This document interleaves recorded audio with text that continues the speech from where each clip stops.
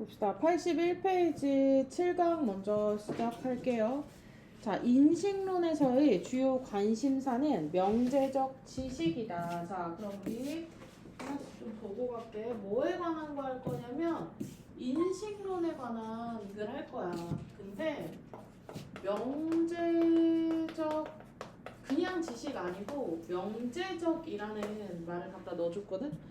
자, 명제적 지식 우리 당연히 모르지. 명제적 지식이란 인식 주체의 S가 P를 안다. 자, 그러면 인식의 주체인 S가 P를 안다라고 얘기를 했어요.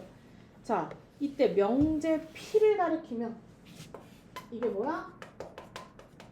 명제 P를 가리키며 인식론에서 지식은 전통적으로 정당화되는 참인 믿음 뭐라고? 정당화되는 여기지 정당화되는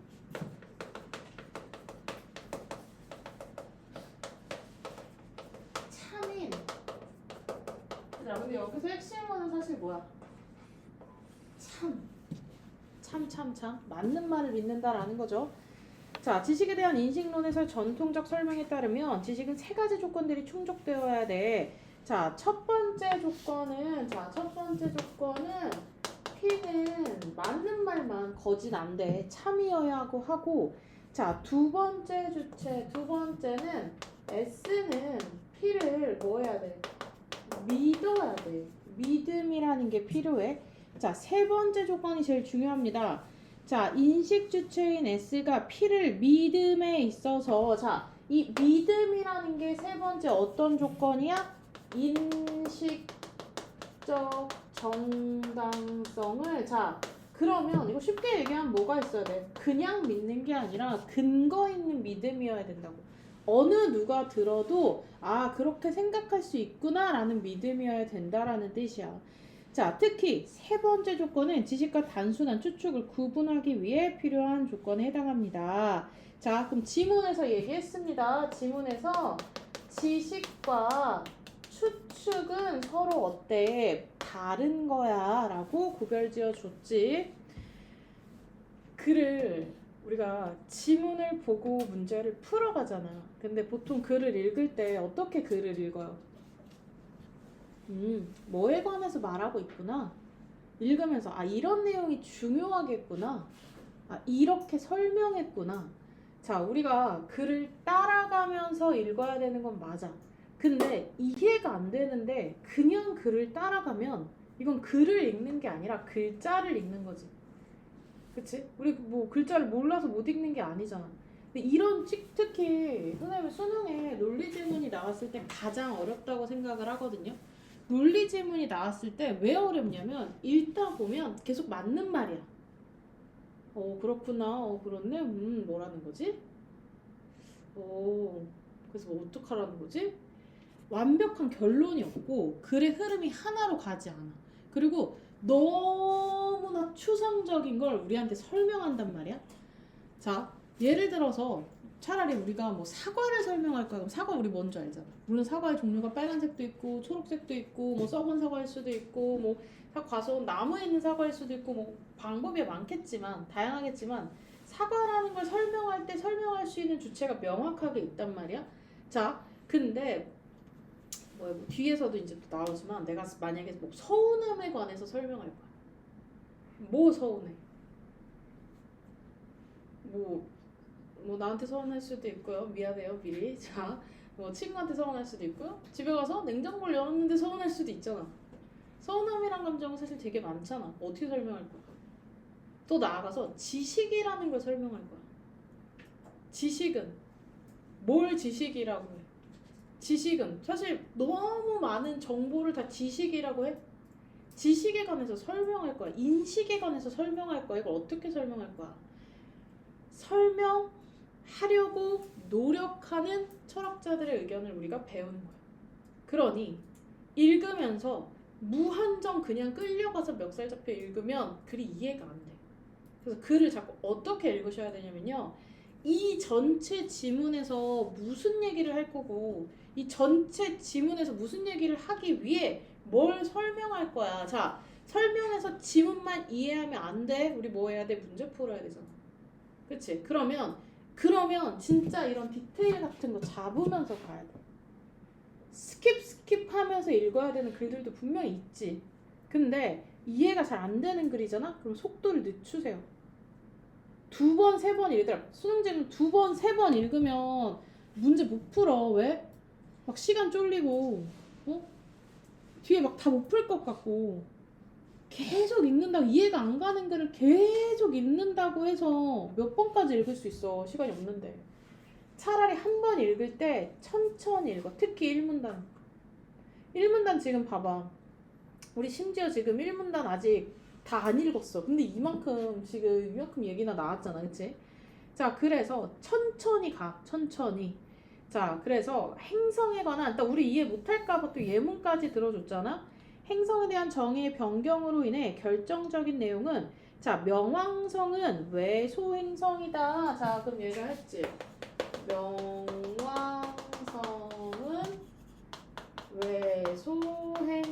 외소행성이다 라고 얘기를 했어요. 자, S가 명제 P를 믿는 이유가 단지 동전을 던져 앞면이 나왔기 때문에 S는 명제 P를 안다라고 말할 수 없는 것이다. 왜? 동전 P를 던진 거는 인식적 정당성이야? 합리적 근거야? 안 되잖아. 그치? 그래서 자, 1문단 봤어. 1문단에서 무슨 얘기할 거야? 자, 인식 얘기할 건데 명제적 지식이라는 개념이 있고, 자, 여기서 인식 주체 S가 P를 안다라는 3가지 조건이 필요해. 이 3개 중에 제일 중요한 게 뭐야? 인식적 정당성이야. 왜? 추측이랑 구별하려고.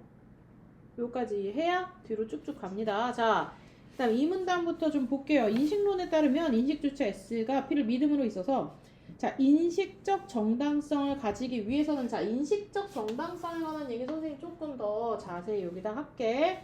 자, 진리 개연적이어야 한다. 다시 말하면 P는 적절한 근거를 바탕으로 한 추론에 기반을 둔 믿음이어야 한다는 것이다. 그런데 장미는 빨갛다와 같이 일상적인 믿음은 추론의 과정 없이 지각에 의한 경험 동그라미 직접적으로 형성된다고 볼 수 있다. 자, 우리가 장미는 빨갛다라는 얘기할 때 왜 완전 빨간색 아니잖아. 약간 검정에 가까운 빨간색이잖아. 야, 노란색 장미도 있잖아. 요즘 뭐 색색깔 장미가 많죠? 막 이렇게 하나하나 짚어가면서 물론 따질 수도 있지만 그러지 않지. 우리가 장미라 그러면 장미는 빨간색이야 라고 그냥 너무 당연하게 얘기하잖아. 왜? 우리는 무수히 많은 빨간 장미를 보고 컸기 때문에. 자, 그래서 따라서 추론의 바탕을 두지 않은 믿음이 있는 것에 대한 질문과 이러한 믿음들에 대한 정당화는 어떻게 이루어질 수 있는지에 대한 질문이 계속 생겨날 수 있습니다. 자, 토대로는 이 질문에 대한 대표적, 자, 질문이 뭐였어?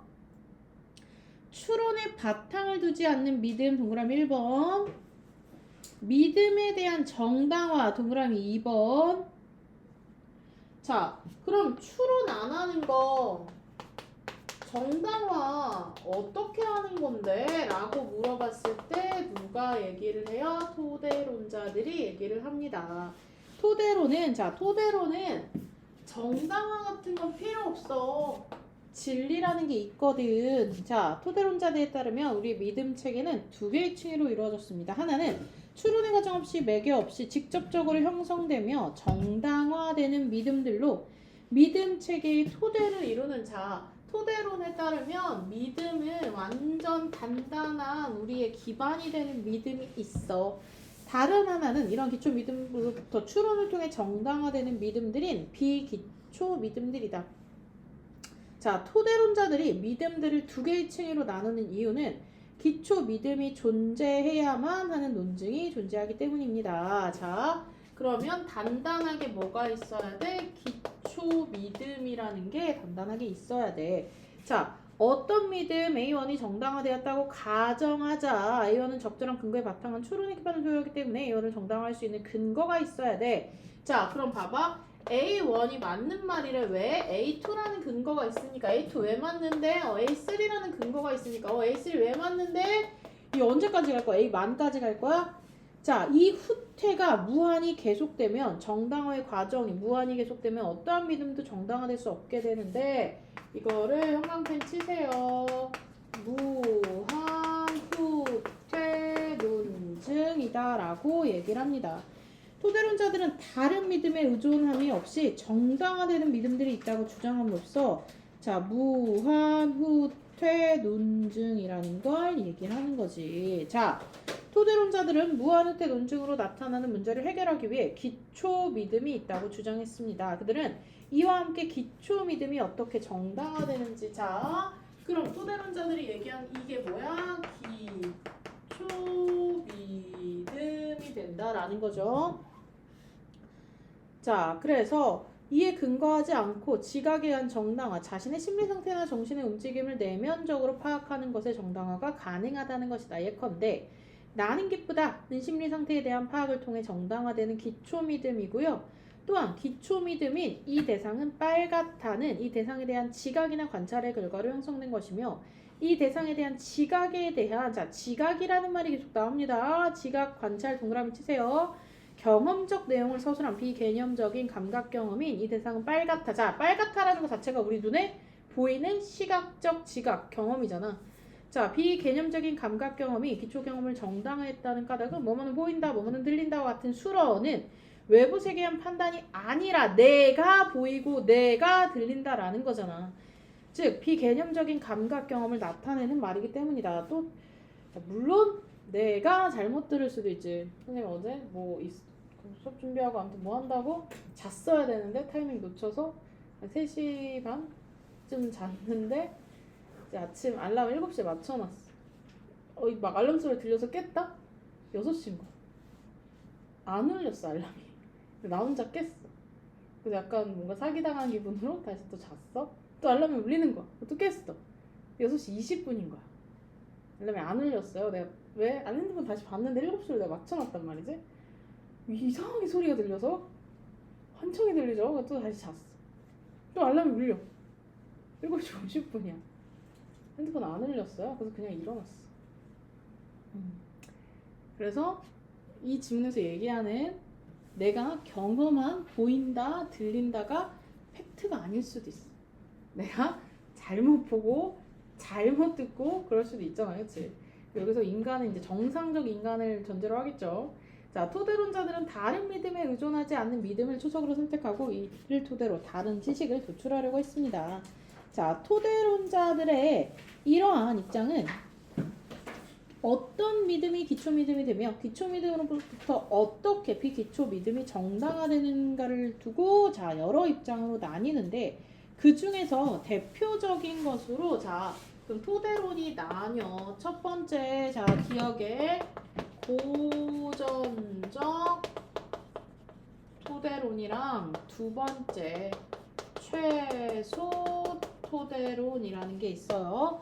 자, 고전적 토대론은 기초 믿음은 오류가 불가능해야 하며 가로치세요. 불가능해야 해. 오류라는 건 불가능이 없어. 또한 오직 연역 추론을 통해서만 결론이나 참인 명제를 도출할 수 있다고 보았다. 이러한 입장은 두 가지 문제에 봉착하게 됩니다. 첫 번째, 내 앞에 흰 종이가 있다와 같이 지각에 의한 경험 동그라미 물체에 대한 믿음은 조명에 따라 종이가 다르게 보일 수 있는 거. 자, 내가 분명히 내 눈으로 경험했는데 내 눈이 이제 착시 현상에 넘어갔죠. 대부분의 믿음이 물체에 대한 믿음이라는 점에서 나는 존재한다, 나는 생각하고 있다 등과 같이 고전적 토대론의 오류 불가능한 믿음은 극히 일부의 특수한 믿음들에만 국한됩니다. 자, 둘째는 물체에 대한 믿음이 오류 불가능한 믿음이라면 비개념적인 감각 경험이 믿음에 의해 연역적 동그라미 치세요. 합리적 도출되어야 되는데 또 그게 아니야. 왜? 연역이 아니라 귀납으로 정당화돼야 돼. 자, 연역이 뭐야? A면 B고 B면 C니까 결론적으로 A면 C야. 라는 지식 안에서 돌아야 되는 게 연역인데 귀납이라는 거 어떻게 돼? A면 B 까맣네, C도 까맣네. 다 까맣네. 까마귀는 새로운 까마귀 보기 전까지 나오는 거죠. 자, 그래서 또 두 번째 물체에 대한 믿음이 오류 불가능한 믿음이라면 연역적 그래서 귀납적 정당화로 정당화돼. 이 두 가지 문제는 지식의 적절한 토대를 구성하기 어렵게 만듭니다. 이 문제들을 피하기 위해 등장한 입장이 최소 토대론입니다. 자, 고전적 토대론의 오류가 있었어서 최소 토대론이라는 게 등장을 했습니다. 동그라미 치세요. 물리적 대상에 대한 믿음을 허용하며 기초 믿음 오류가 나타날 가능성 가로 치세요. 아까 안 된다 그랬잖아. 근데 여기선 가능성이 있다라고 얘기를 했지. 또한 고전적 토대론과 달리 비기초 믿음이 기초 믿음들로부터 귀납적 방식으로 정당화될 수 있음을 허용합니다. 최소 토대로는 오류 가능성을 인정 동그라미 귀납적 방식의 정당화를 허용함으로써 지식의 적절한 토대를 구성할 수 있도록 하였다. 자, 토대론의 근본적 한계는 바로 비개념적 감각 경험에 의해 정당화가 가능한가. 자, 빨갛다와 빨갛게 보인다. 과연 이거 연결돼? 자, 이 대상이 빨갛게 보인다는 참이나 거짓임을 알 수 있는 명제가 되어야 하는데 참 또는 거짓을 객관적으로 판단할 수 없는 개별적 경험이죠. 자, 칸트는 내용 없는 사유는 공허하고요. 개념 없는 직관은 맹목적이다 라고 얘기를 했습니다. 무슨 말이에요? 빨강에 대한 개념 없이 이 대상은 빨갛게 보이니까 빨갛다라고 말하는 건 어때? 비개념적 감각 경험으로 정당화하는 것이야. 자, 그러니까 빨갛게 보인다는 건 그냥 맹목적 아니야? 장미는 빨갛다. 다 맹목적인 거 아니야? 빨갛지 않은 장미도 많은데. 자, 토대론의 이러한 근본적인 한계는 정합론이 등장하는 원인이 됩니다. 정합론에서는 모든 믿음들이 사실 또는 실제와의 비교를 통해 정당화되는 게 아니래. 사실 X, 실제 X. 이 입장에서는 이미 가지고 있는 지식의 체계 중에서 옳다고 판별된 체계에 비추어 모순됨이 없이 들어맞는지 여부에 의해 지식을 옳고 그름을 가를 수 있습니다. 라고 얘기를 합니다. 자, 문제 좀 볼게요. 자, 얘들아 1번, 2번 나머지 선택지 맞게 한번 고쳐볼게요. 1, 2번 나머지 선택지 맞게 고쳐볼게요. 갑시다. 8강 볼게요. 자, 안무가 원성 춤과 쓰기 합성을 하는 사실은 안무라는 개념이 기호를 사용하여 춤을 쓰는 행위와 연관되어 출현됐음을 시사합니다. 자, 우리 안무가 요즘엔 엄청 인기 많죠. 안무라는 게 춤과 쓰기가 단순한 춤이 아니라고 얘기를 하는 거지 지금. 자, 그래서 프랑스의 군주였던 루이 14세는 무용 아카데미를 설립한 후에 자신의 무용 교사였던 묘상에게 춤을 종이에 써서 만들 방법을 강구하라는 명령을 내리는데 이에 따라 보샹이 고안한 무보 체계를 이후에 페이에가 정리하여 1700년대 출판했습니다. 자, 페이에가 활동하던 당시 궁정발레가 상연되던 궁정홀은 관객성이 무대보다 높은 곳에 있어서 관객들은 춤을 위에서 내려다보게 되어 있었어. 이 때문에 궁정발레는 무용수들의 공간상의 배치나 동선이 그리는 궤적으로 관객이 식별할 수 있는 기하학적 형상을 만들어내는 게 특징이었습니다. 따라서 회의의 기본법은 3차원인 궁정홀의 무대와 자, 그러면 3차원의 때라고 할게요. 얘는 3차원의 춤과 안무와 공연을 자, 2차원인 무대에서 지금 그려냈다라는 거지. 자, 그래서 무용수의 진로와 위치를 기록함으로써 기하학적 형상을 재현하는데 주안점을 두었다. 자, 그럼 생각해봐. 무대가 있고 이 안에서 무대를 내려다보면 이렇게 움직이는 사람들이 지금 어떻게 다 보일 거 아니야. 그럼 움직임의 방향을 뭐 할 수 있어요? 기록해서 표로 정리할 수 있겠죠. 자, 그 다음에 페이는 자신의 기호법을 통해 공간과 움직임, 자, 공간에 대해서 얘기했고요. 움직임에 대해서 얘기를 했습니다. 공간과 움직임이라는 두 가지 측면에서 춤의 원칙을 확립했고 우선 그는 춤이 발생하는 공간을 사각형으로 규정했습니다. 자, 무브 페이지에 맞게 그려진 사각형은 직사각형 구조의 궁정홀 전체 공간을 의미합니다. 또한 그는 춤의 움직임을 구성하는 요소를 포지션, 파 등 9개의 동작 요소와 그 다음에 카당스 피겨로 세분화했습니다. 자, 포지션과 파는 각각 발의 위치와 발을 내딛는 형태를 나타내며 카당스 동그라미 자, 박자를 피겨는 무용수의 동선을 나타냅니다. 자, 용어 나왔잖아. 외울 필요 전혀 없고 뒤에 문제 나왔을 때 연결만 하시면 됩니다. 자, 페이의 기보법은 사각형 안에 피겨를 표시하는 선이 그려져 있고 그 선 안에 카당스와 동작 요소를 표시하는 기호들이 결합됐어. 자, 춤의 각 동작은 언제나 동그라미 자 포지션에서 포지션이 뭐야? 발의 위치와 발을 내딛는 형태 어디서부터 시작해? 발부터 시작을 하기 때문에 무용수의 춤은 움직임은 연속적 과정 X 치세요. 연속적 과정이 아니야. 무대의 특정 위치에서 정해진 자세를 자 그러면 춤이라는 게 움직임이라는 게 연속적으로 뭔가 움직이는 게 아니라 자세 중심이라 라고 얘기를 하면서 발끝을 세우는 듯한 그런 느낌이 더 중요하게 된다는 거지. 자, 춤의 동작을 구성하는 행위야 그 동작을 기호화하는 행위는 별개의 것이지만 회의의 기본법에 의해서 안무라는 용어는 종이 위에 기호를 써서 춤을 창작하게 되는 것을 의미하게 되었습니다. 자, 춤이 사각형이라는 평면 공간에서 이루어지기에 움직임의 요소들 역시 수직과 수평의 평면 운동으로 구조화되었으며 이러한 동작 요소들은 향후 발레의 기본 테크닉이 되었습니다. 자, 안무가 평면 위에 기하학적 형상을 그리는 걸 목적으로 하는 작업이 되면서 2차원 주형성이 춤의 미적 규법으로 확립되었습니다. 자, 넘어왔어요. 그 다음에 어디로 넘어왔어요? 라반은 20세기 초에 시간이 많이 흘렀네. 자, 페이의 무용 기법법을 춤에 대한 이론적 탐구의 토대로 삼았어. 그럼 같이 적용은 한 거지. 자신의 무용 기법법을 고안하고 자, 움직임을 수행할 때 나타나는 완전한 동그라미 움직임의 모든 원리를 다 기록할 수 있어 라고 얘기를 한 거야.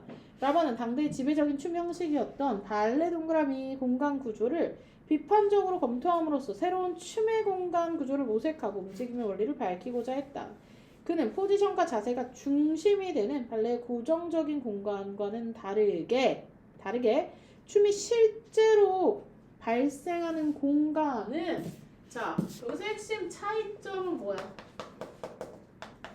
끊임없는 형태의 변화를 중요하게 생각한 거야. 왜? 얘는 움직임 연속적인 거 못해. 자세가 더 중요했으면 얘는 움직임 연속적인 거 같이 가져가야 돼. 라고 얘기한 거지. 라반은 발레 움직임이 앞뒤, 좌우, 위아래라는 제한된 방향성을 가져서 안정적이고 수동적인 경향을 지닌다고 지적했지. 그래, 이에 비해 대각선 방향성의 움직임은 불안정하고 능동적 경향, 능동적 동그라미 자, 그래서 좌뒤, 좌우, 위아래 말고 대각선으로도 어때? 움직일 수 있다라고 얘기를 하는 거죠. 자, 라반은 춤이 본질적으로 불안정한 경향을 지닌다고 보면서도 안정적 움직임을 배제의 대상으로 여기진 않았어. 다 인정. 자, 안정적 평면과 불안정한 대각선을 결합하여 완벽한 조화를 추구했습니다. 이를 위해 그는 공간을 앞뒤로 구분하는 수직면, 좌우로 구분하는 시상면, 위아래로 구분하는 수평면, 자, 수직면,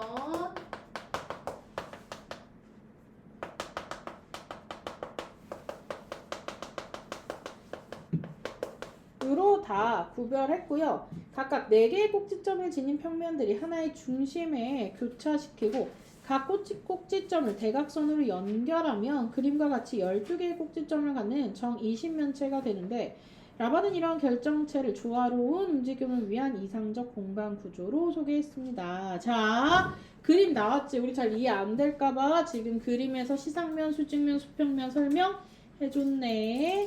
자, 라반은 결정체의 중앙에 위치한 몸이 도달할 수 있는 최대의 지점은 결정체의 각 꼭지점 동그라미 자, 이를 주위 공간이라고 자, 꼭지점에 나타난 공간을 주위 공간이라고 자, 명명이 뭐예요?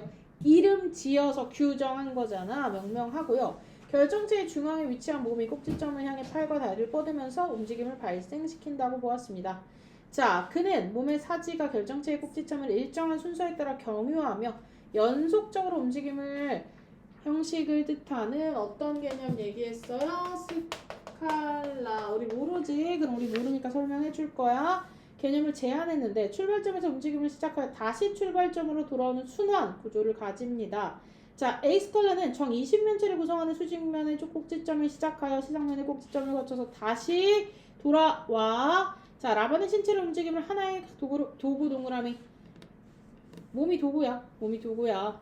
인식하며 안무의 개념을 움직임 원리를 파악하고 서술하는 것으로 규정했습니다. 자, 이에 따라 그는 신체 동작의 연속성을 효과적으로 나타내기 위해 무용수의 신체 중심으로 세 개의 기호선의 기호를 활용하여 신체가 공간상에서 움직이는 일련의 과정을 다 기록하는 거야. 수평, 수직, 시상 다 기록했어. 얼마나 기록 많이 해야 돼. 자, 라반은 인간의 가장 완전한 행위학 표현이 가능한 3차원 공간에서의 움직임 원리와 표현 방식을 탐구하여 20세기 초 현대 무용의 전개에 중요한 토대를 마련했습니다. 근데 이걸 다 기록하니까 어떡해? 너무 힘들지. 그래서 한계로 지적되었다. 라고 얘기합니다. 자, 3번 같이 보면 어떻게 이렇게 다 기록하겠어요. 그쵸? 3번만 다시 볼게요. 우리 지금 계속 같은 얘기하고 있죠. 자, 인식이라는 주체가 바라보는 대상인 객체를 어떻게 인식해야 하는지 서양 관심의 주된 관심사였습니다.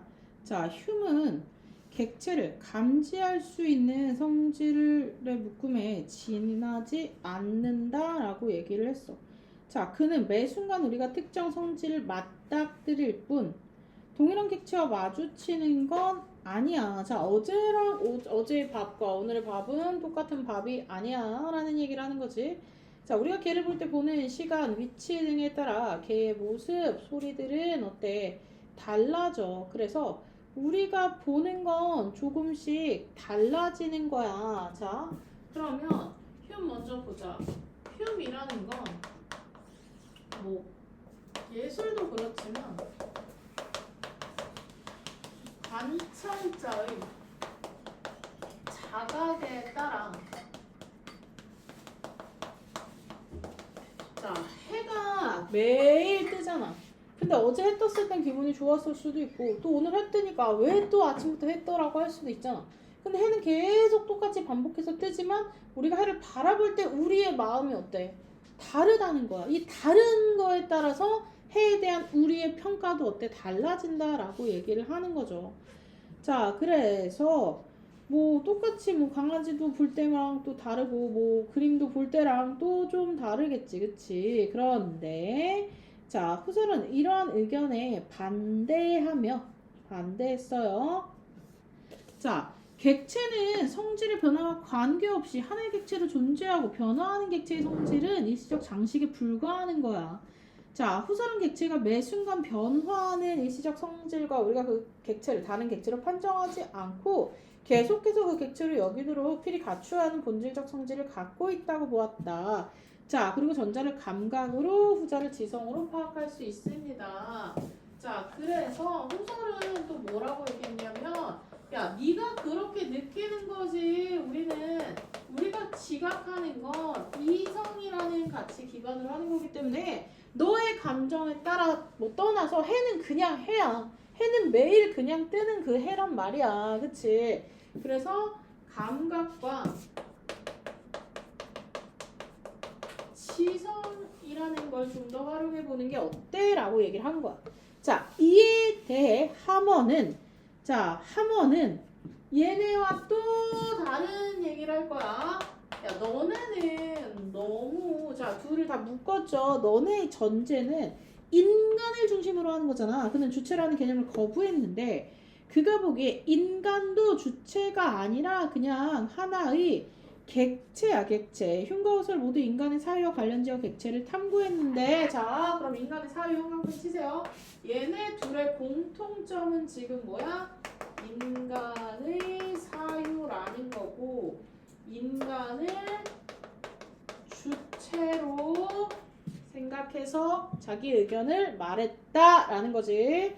자, 근데 하모는 아니야. 인간의 사회에 무관하게 존재하는 것들이 있고 우리는 이들을 인식하기 위해 노력해야 돼. 자, 이게 진짜 미학이지 라고 얘기를 하는 거죠.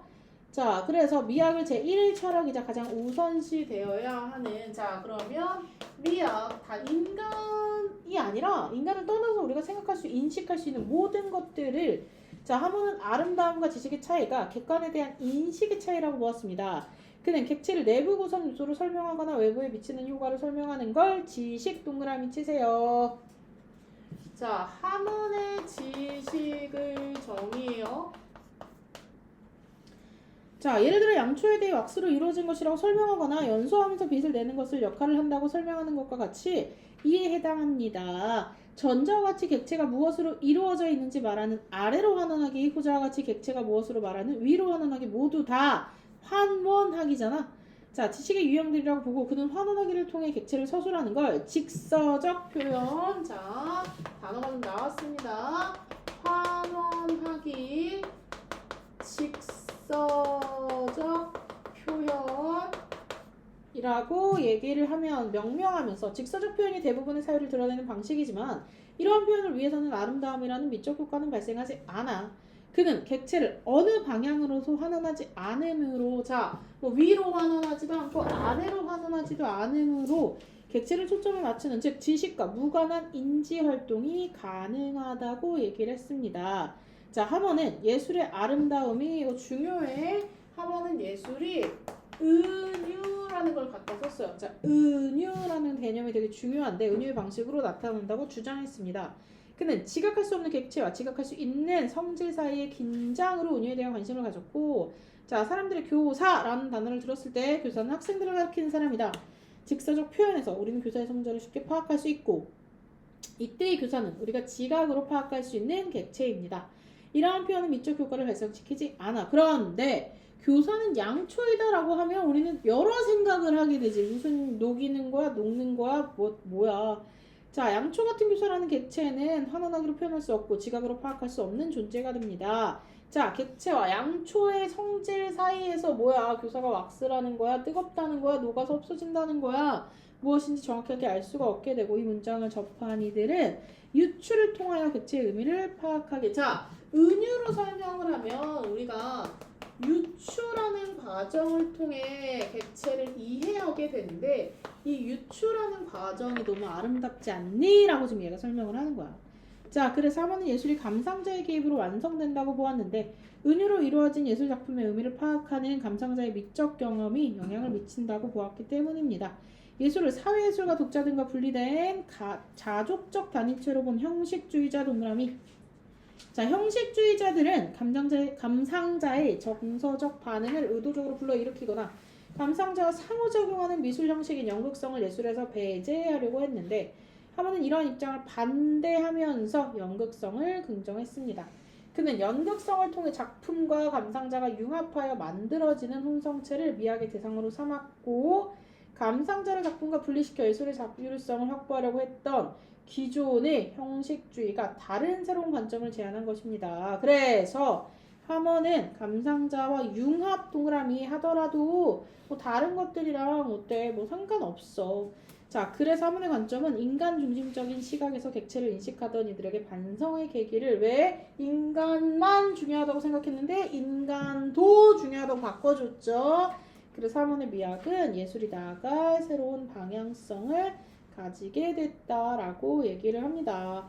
자, 그래서 하모니라는 건 어때? 그래서 결국 우리는 상호작용해야 되고 관계성을 가져야 됩니다. 이거 필기하고 넘어갈게요. 자, 마음의 본질은 무엇인가, 의식은 어떻게 발생하는가 등을 탐구하는 심리철학에서 물리주의 이론은 물리적 현상으로 마음을 설명합니다. 뭐를? 자, 물리적 현상으로 마음을 설명합니다. 자, 우리의 감정, 생각, 의식 등 모든 심적 사건이 뇌를 포함한 몸의 물리적 작용을 만들어내는 이미지 동그라미. 다만 마음을 구성하는 요소가 무엇인지에 대해 물리적 이론 내에서도 다양한 입장이 존재합니다. 자, 유형 동일성은 특정 유형의 심적 사건이 뇌의 특정 부위의 물리적 사건과 동일하다는 이론이야. 자, 번개가 전기 방전과 동일한 것처럼 고통이라는 심적 사건은 시섬유 발화와 같은 뇌의 신경 생물학적 사건과 동일하다는 거죠. 동일성을 주장한 스마트에 따르면 인간은 물리적 입자들의 배열로 이루어져 있어서 이를 초월하는 감각이나 의식은 존재하지 않아. 자, 심적 사건은 뇌 안의 특정 프로세스와 동일하므로 상관관계 X, 주관적 경험은 자기의 의식의 내면에 대한 관찰, 내관. 자, 그러면 유형 동일성을 반대하는 애들은, 야, 내가 좀 다르게 느낀 거는 어떻게 설명할 거야? 자, 내가 내가 뭐 예를 들어서 뭐 서운하다를 느꼈어요. 그랬더니 뇌 이쪽이 좀 까매졌고, 내가 뭐 속상하다를 느꼈더니 뇌 여기가 또 까매졌고, 내가 막 안타깝다를 느꼈는데 여기가 까매졌어. 그럼 우리가 느끼는 부정적 감정은 어차피 다 어때? 뇌 여기에 자극을 주는 감정이야 라고 얘기를 했더니, 야, 서운하다라는 감정 하나로도 어때? 이래서 서운하고 저래서 서운하고 뭐 너무나도 많은 다양한 원인이 있는데 그거 어떻게 설명할 거야? 라고 지금 얘기를 한 거죠. 근데 스마트는 또 뭐라 그랬어? 아니, 물리적 대상의 견주어 표현할 방법 말고는 의식에 대해 설명할 수 없어. 그러니 내관에 의해서만 관찰되는 경험은 없는데 라고 얘기를 한 거야. 자, 유형 동일성이 A 유형에 속하는 심적 사건이 X 유형에 속하는 뇌 사건과 동일하다고 주장하는 것에 비해, 자, 토큰 동일성 어느 순간의 심적 사건이 그 순간 그 사람이 신체에 발생한 물리적 사건과 동그라미. 자, 토큰이라는 건 개별 사례를 가리킵니다. 심적 사건은 윤곽이 불항적적이기 때문에 유형화의 특정 유형의 물리적 사건으로 환원하는 건 불가능해. 개별적인 심적 사건을 그 순간 내 영역에 발생한 개별적 물리적 사건으로만 환원하는 것이다. 그러면 여기서 다양한 일이 있기 때문에 여기서 핵심은 지금 뭐야? 개별적 사건을 설명하는 것만 가능해. 각각 입장에 따라 다르게 보자라고 얘기를 하는 거죠. 두 사람이 비슷한 고통을 느끼는 것처럼 보이더라도 뇌에서 일어나는 물리적 과정은 미세하게 달라. 자, 그럼 다시 서운하다는 걸 느꼈는데 여기가 깜빡거렸고, 자, 안타깝다는 느꼈더니 세 번 깜빡거렸고, 속상하다를 느꼈더니 이쪽 말고 왼쪽이 좀 깜빡거렸어 라고 좀 더 디테일하게 세분하게 얘기를 한 거지. 자, 그래서 데이비스는 물리적 사건을 뺀 순수한 심적 사건 X 치세요. 없어. 심적 사건은 항상 물리적 사건에 의존하는데 이러한 양상을 뭐라고 얘기했어요? 부수성이라고 얘기를 했습니다. 자, 심적 사건은 물리적 사건에 수반되는 부산물일 뿐 전자에서 후자로 영향은 없어. 자, 한편 나왔다. 한편. 자, 우리가 한편이라고 하면 앞에서까지 했던 얘기들과 다른 얘기들을 좀 할 거야 라고 생각하시면 돼요. 한편. 자, 기능주의는 심적 사건은 물리적 사건 자체가 아닌 심적 사건이 수행하는 기능에 의해 정의된다는 이론입니다. 이는 심적 사건을 특정 물리적 사건과 동일시하지 않으면서 물리주의적 설명을 가능하게 합니다. 자, 포트넘은 다중실현 가능성 논변을 제시하면서 인간과 동일한 외모와 행동 패턴을 지니지만 몸의 물리적 구성은 전혀 다른 존재를 가정합니다. 그리고 그 존재가 고통을 느끼고 있는 것으로 보이는 반응을 한다면 그 뇌에 해당하는 기관에서 일어나는 반응이 인간과 다르더라도, 자, 그럼 기능주의는, 자, 인간의 뇌와 로봇의 뇌와 어쨌든 깜빡깜빡깜빡깜빡은 똑같은 거 아니야? 그럼 얘도 고통, 아이고, 그럼 로봇도 고통스럽네? 라고 느껴야 되는 거 아니야? 라고 지금 얘기를 하는 거지. 자, 고통이라는 심적 사건은 인간의 시섬유발화, 외계인의 큐섬유발화 또는 인공지능의 특정 회로 활성화와 같은 다양한 물리적 사건으로 실현될 수 있다는 것이다. 자, 다중 실현 가능성 논변을 발전시킨 포터는 인간의 마음을 밑줄 칠게요. 모듈화된, 자, 정보 처리 시스템.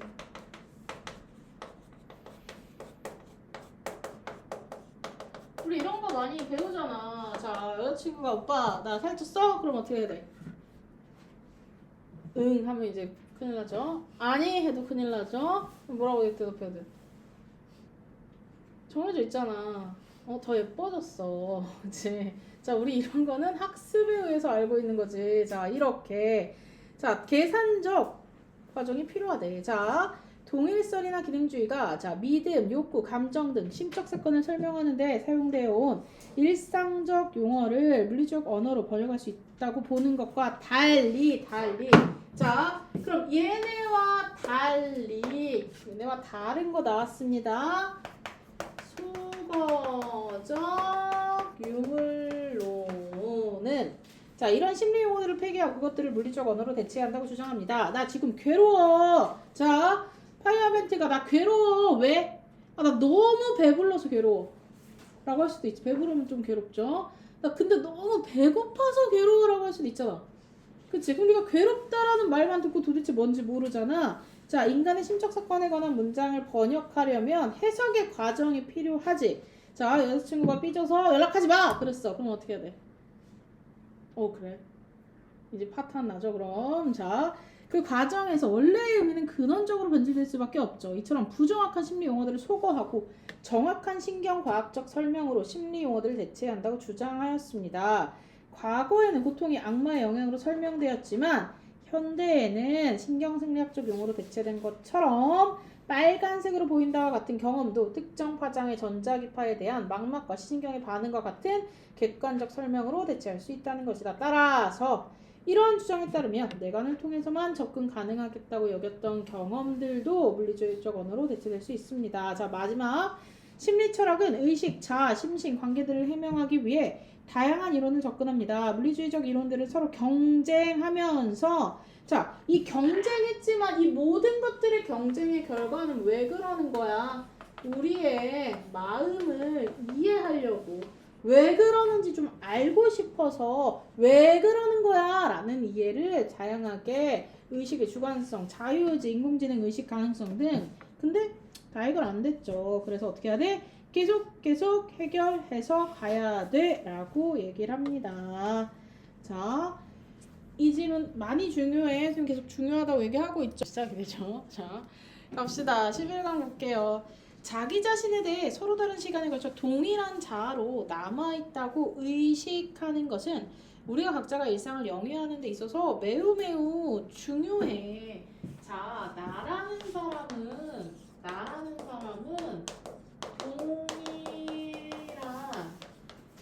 자아로 남아있대. 1분 전의 자아와 현재의 자아가 동일하다는 의식을 전제에 동그라미 치세요. 전제하지 않는다면 우리는 큰 혼란에 빠질 수밖에 없다. 자, 그렇다면 우리 자신이 서로 다른 시간에 걸쳐 동일한 자아로 남아있다는 것을 어떻게 알 수 있는 것일까? 철학자들은 이러한 인격 동일성 문제 형광펜 치세요.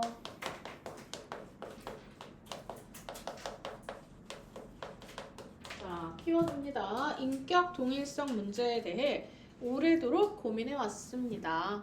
자, 합리론의 대표적 학자인 데카르트란 자, 데카르트 뭐야? 합리론. 자, 인격의 동일성이란 사유의 동일성을 의미하는 것이라고 보았습니다. 자, 인격을 동일하다고 얘기하는 거 뭐야? 이쪽에 쓸게.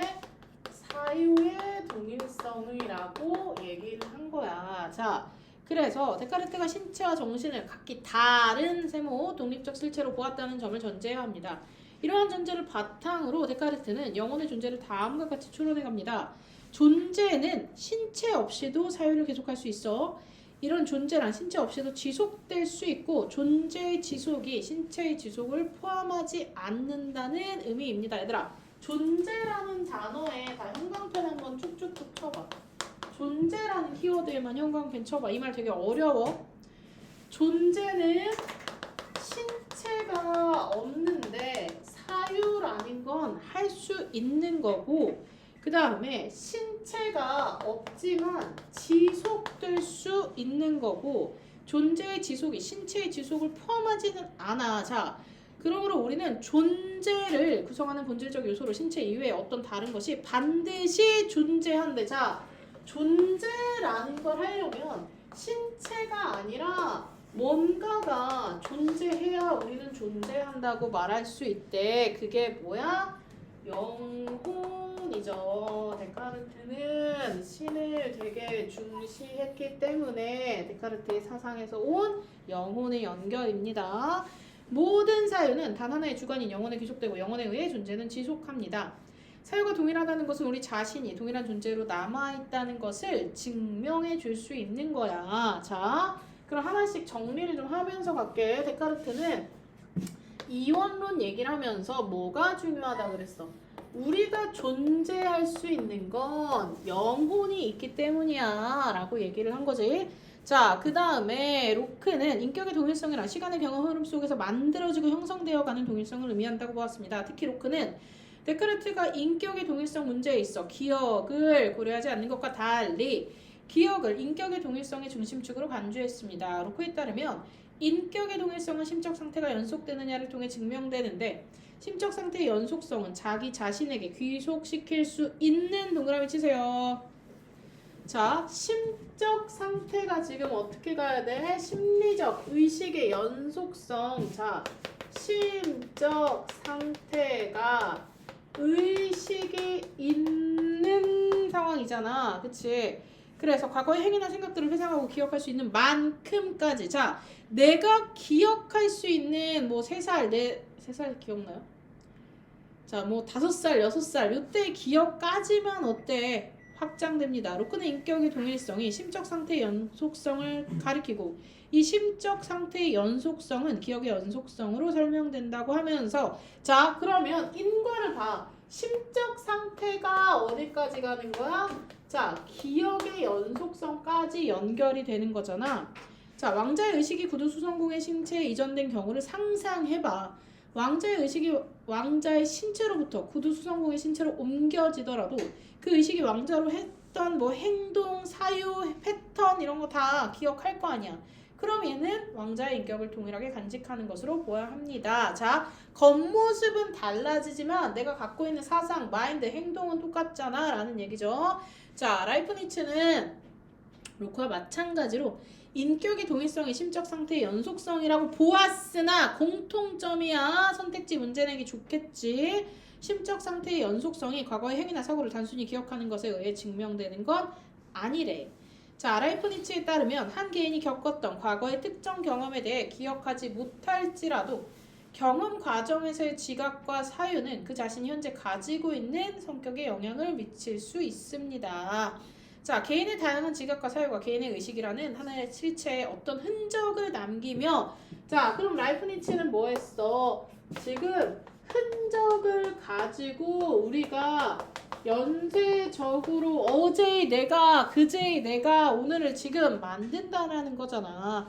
자, 라이프니츠는 인격의 동일성을 기억에 기반하여 설명하는 걸 반대했어. 자, 그러면 아까 둘의 공통점과 둘의 차이점 비교하셔야 됩니다. 자, 심적 상태의 연속성은 공통점, 근데 기억은 반대 차이점. 심적 상태의 연속성을 과거, 현재, 미래 연결관계 동그라미 안에서 파악해야 한다고 주장했습니다.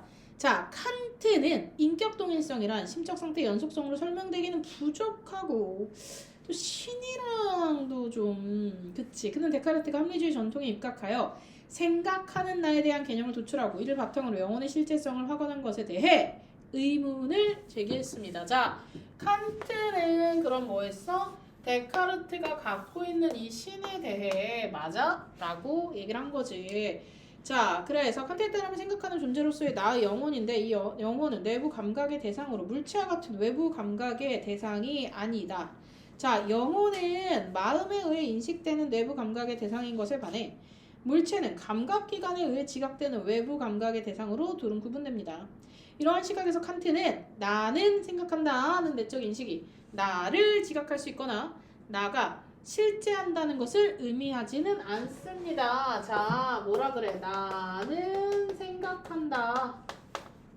자, 나는 생각한데 그게 꼭 나를 지각, 실제는 아니야. 내가 무엇을 생각하는 한 나는 생각한다는 것이 전제되지만 그것을 통해 영혼의 객관적 속성, 실제성을 증명하는 건 불가능하고 오로지 영혼의 가능성만을 이야기할 수 있다는 것이다.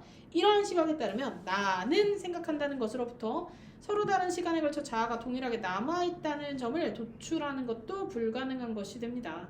그렇다면 칸트는 인격의 동일성을 자 어떻게 설명했어? 우리가 스스로 동일한 인격성을 인식하는 것은 단순하게 하나의 주관이 아닌 복수의 주관 동그라미 치세요.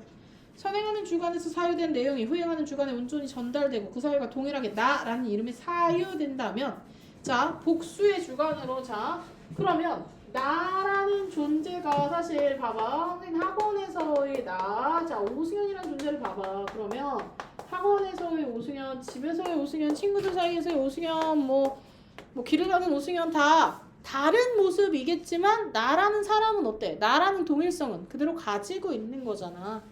그치? 그 다음 마지막 스트로스는 심적 상태의 연속성에 기반한 인격의 동일성이란 자 시공간을 살아가는 어때? 자 이걸 선생님은 사회적 동일성이라고 써놨어요. 주체의 경험적 인식에서 도출된 것으로 충분히 인정받을 만하며 복수의 주관을 상정하는 칸트의 견해는 너무 상상만 한 거 아니야 라고 얘기를 했습니다. 자, 그 다음에 4번 문제 좀 볼게요. 자, 지문 별로 안 어려워요. 12강 봅시다. 다 왔어. 거의 몇 개 안 남았죠 이제.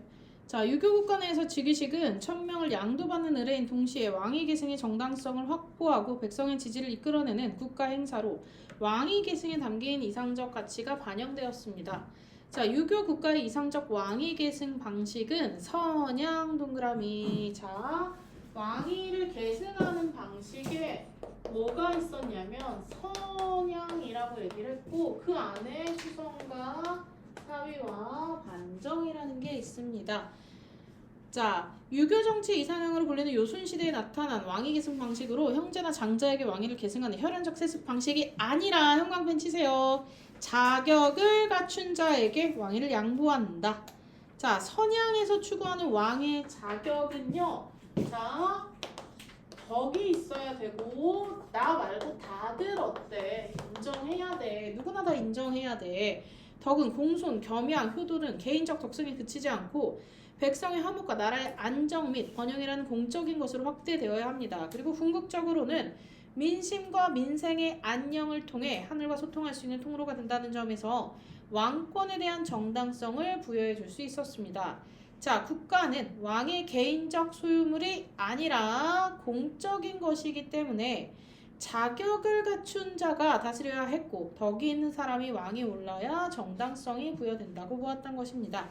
자, 덕을 갖춘 자가 왕위를 계승하는 것이 공공성에 기초한 정치를 할 수 있는 방법이었고 이를 통해 신의 화목함이 갖춰진 사회를 만들 수 있는 게 선양이지. 선양 그럼 되게 좋은 거네 이론적으로.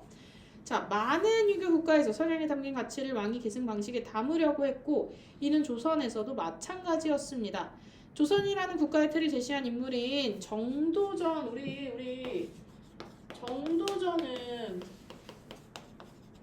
경복궁을 설계한 사람이 정도전이죠. 그래서 그냥 하나의 썰로 실제 경복궁 안에서 태어난 왕 중에 장수한 왕이 없죠. 왕권보다 어때? 백성을 훨씬 더 중요하게 생각했던 사람인데 사실은 어떻게 됐어요? 막 억울하게 좀 뭐 역적 모의 당하다가 그 이성계가 원래는 방석이라는 이제 자기 아들 8번째 아들을 이제 후계로 삼으려고 했는데 이방원이 이제 빡쳐가지고 정도전 네가 그랬지 해서 이렇게 모함으로 일어난 왕자의 난이 일어나서 그때 정도전도 죽었죠. 자, 그래서 정도전은 군주의 지위도 도덕성에 기초할 때만 지속 가능하다고 얘기를 했어. 자, 그래서 적상자 승계를 우선시했는데 실제로 선양이 이루어지진 않았어. 이게 핵심이야. 선양이 이렇게 좋은 건데 실제로 이론적으로 되진 않았다고. 하지만 통치자의 도덕성을 중시하는 정치적 문화를 정착시키기 위해 왕의 후계자는 단지 혈통의 계승자가 아니라 밑줄 치세요. 덕의 계승자가 되어야 합니다. 자, 그러면 꼭 선양까지는 안 되겠지만 덕을 덕을 계속 계승할 수 있으려면 어떻게 해야 될까? 조선의 즉위식은 선왕의 명이나 유언 그리고 왕을 상징하는 도장인 대보를 받고 어자에 오른 의식 즉위 사실을 온나라하게 구하는 교서를 반포하는 의식으로 구성되었는데 세부적 차이는 있었지만 선양이 담고 있는 유교적 가치를 구현하는 걸 목적으로 했습니다. 조선의 왕위 계식 방식에서는 1. 수선, 사위, 반정이 있었습니다. 수선은 자, 우리 세종대왕이라고 하잖아. 수선은 선왕이 생전에 후계자에게 왕위를 물려주는 것이었고 혈통 내에서의 왕권 이동이었지만 통치자로서의 밑줄 최고의 자질인 덕을 기반으로. 자, 그럼 덕의 계승자가 맞네.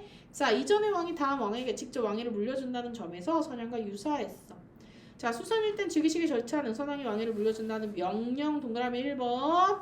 그 다음 이후 선왕이 후계자에게 대보를 전하면 자 2번. 자, 그러면 선양이 지금 뭐가 나오고 있어요? 선양의 과정에 대해서 지금 나오고 있습니다. 그 다음에 후계자는 사양하는 글 3번 다시 바치고 겸양. 자, 왔어 바로 받는 게 아니라 아니 못해 라는 겸양의 태도 동그라미 치세요.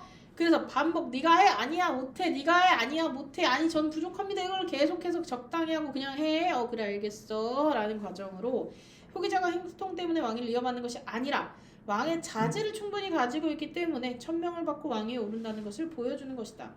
이렇게 후계자의 덕을 강조하는 절차를 통해 새로운 왕의 정치적 권위를 인정할 수 있었습니다. 이후 신하들의 경하나 교서를 반포하는 의식은 새 왕의 등극을 백성과 함께 축하한다는 의미로 거행되었고 그 다음 새로운 왕은 어진 정치할게 자 사위는 선왕이 세상을 떠난 후에 후계자가 왕위에 오르는 것입니다.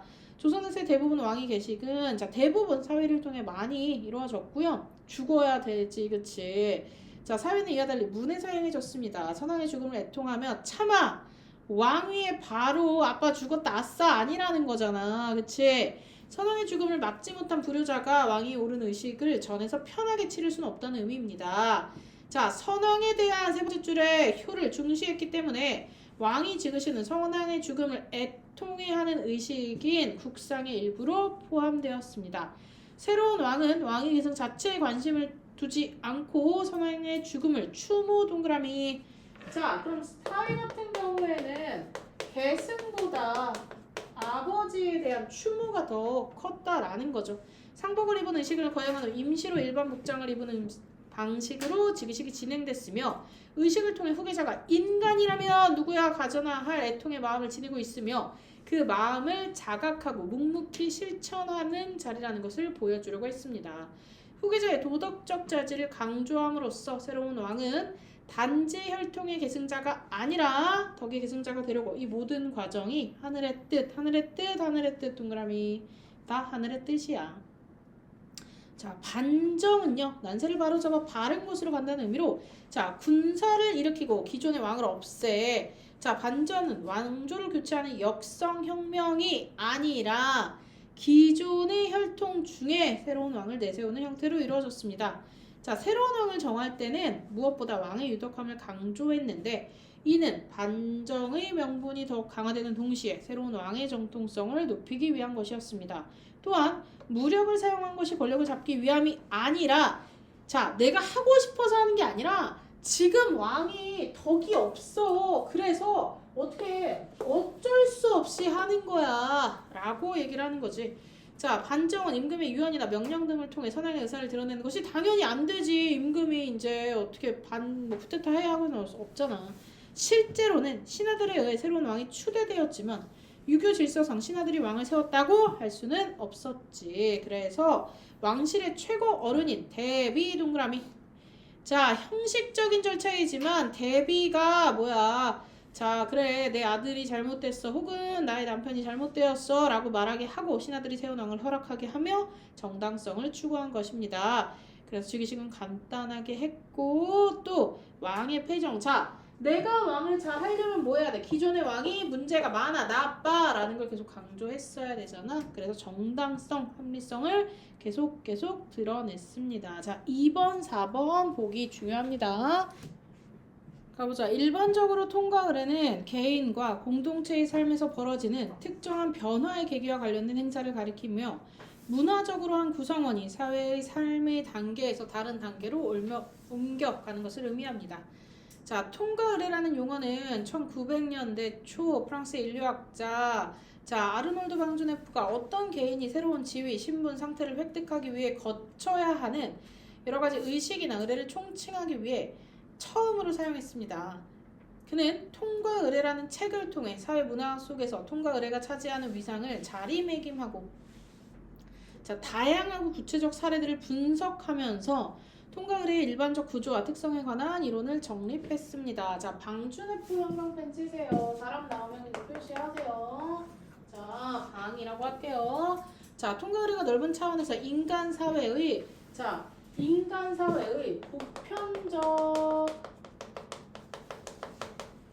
사회 구조 장치다라고 얘기를 했어. 시대와 지역을 막론하고 개인의 정체성을 형성하고 사회 집단을 유지하는 데 핵심적 기능을 한다고 보았습니다. 자, 삶이란 다 각자 물론 다르겠지.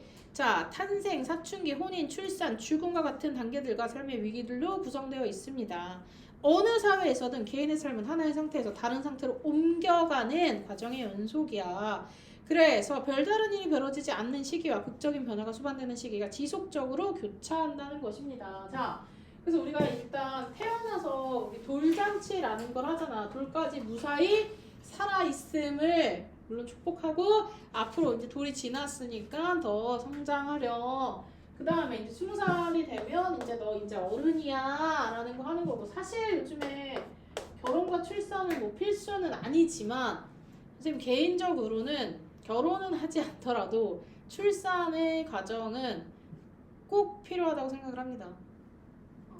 양육, 인간이 인간을, 물론 여자에서 제일 감사한 게 인간이 인간을 낳을 수 있다는 인체의 신비지만 사람을 키우면서 진짜 많이 크고 있어 선생님도. 그러니까 어진이를 키우면서 어진이가 막 계속 크지, 물론 계속 크지만 얘를 키우면서 내가 훨씬 더 많이 크고 있는 것 같아. 저러지 말아야지, 이럴 때 이렇게 해줘야지, 어떻게 하면 좋지, 이 선택의 과정에서. 자, 그럼 나는 이제 장래밖에 안 남았네. 큰일 났네. 자, 그 다음에 방주대표는 일반적으로 통과 의뢰가 분리, 전이, 통합. 자, 분리하고요, 전이하고요, 통합의 과정을 겪습니다.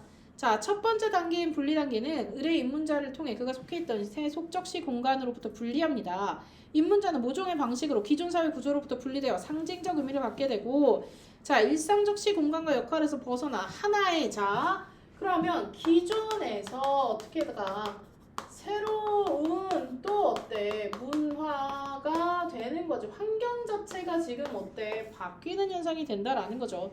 두 번째, 그 다음에 전이 동그라미, 이전 단계에선 벗어났지만 아직 다음 단계로 진입하지 못한 경계의 상태입니다. 전이 단계에서 모호성, 혼동, 불균형, 전이에서는 자, 모호하고요, 혼동이 나타나고요, 그 다음에 불균형 상태입니다. 입문자는 상징적인 보디 페인팅을 한다거나 발가벗겨지는 등의 방식으로 기존 사회 구성원들과 차별화된 위상을 드러냅니다.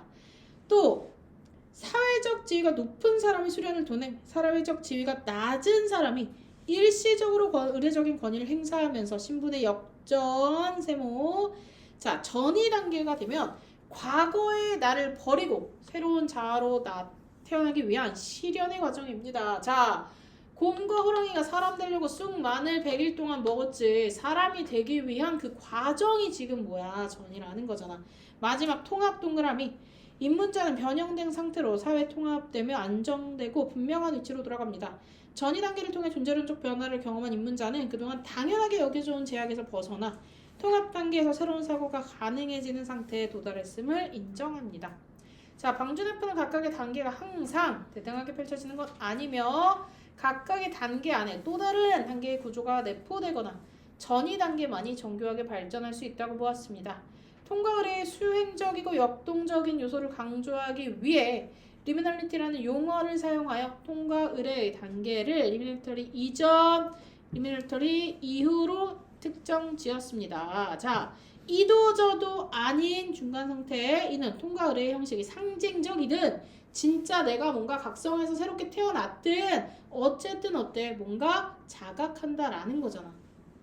다만 자, 니은 보세요. 자, 엘리아드는 뭐라 그랬어? 그의 책에서 통과 의뢰를 격리, 실현, 재생. 자, 이 단계가 아니라 뭐라 그랬냐면 격리되고 재생되고 실현되는 단계야 라고 얘기를 한 거야.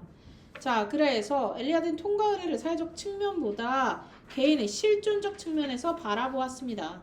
그는 남성과 여성 또는 남성적인 것과 여성적인 것으로 차이가 나는 다양한 사례를 제시하며 통과 의뢰에 내재한 성적 차이를 지적했습니다. 자, 대표적 경우가 소년의 성인식과 소녀의 성인식입니다. 자, 서로 좀 달라요. 자, 소녀의 성인식은 증거가 발견되지만 소녀는 뭐 딱히 없고 훨씬 더 발달되어 있고, 자, 친숙한 세계로부터 떼어놓은 단절을 강제하는 것 같지만 소녀는 뭐 딱히 그런 거 없다. 그래서 차별하면 안 돼라는 하나의 의견을 붙였지. 사실 통과를 설명하면서 꼭 안 해도 되는 얘기 했지.